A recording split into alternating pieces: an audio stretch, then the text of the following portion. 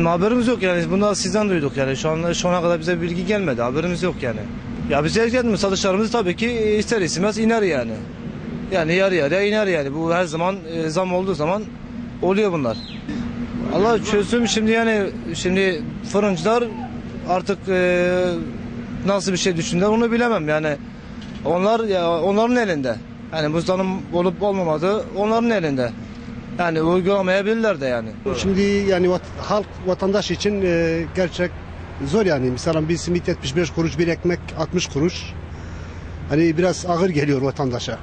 Yani başka şey daha şeyimiz yok yani bir haberimiz yok ama böyle oldu mu var ya bayağı sıkıntı olur yani. Biz işimiz yok. 75 kuruş olduğu için işimiz yok. Yani öbür gün 1 lira oldu mu bizim işimiz hiç olmaz. Öncelikle 2011 yılı 1. ayın 5'i itibarıyla 100 gram simit 75 kuruştu Bursa'mızda.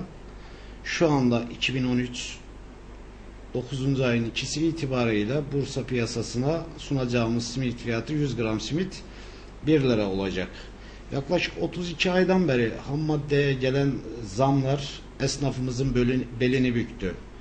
Bu da bizim esnafımızı mağdur durumda bırakıyor. Artan fiyatlardan dolayı esnafımız işletmesini kapatma noktasına geldi. İşte bunların önüne geçmek için esnafımızı bir nebze de olsun fiyat artışıyla rahatlatmak için bu kararı aldık.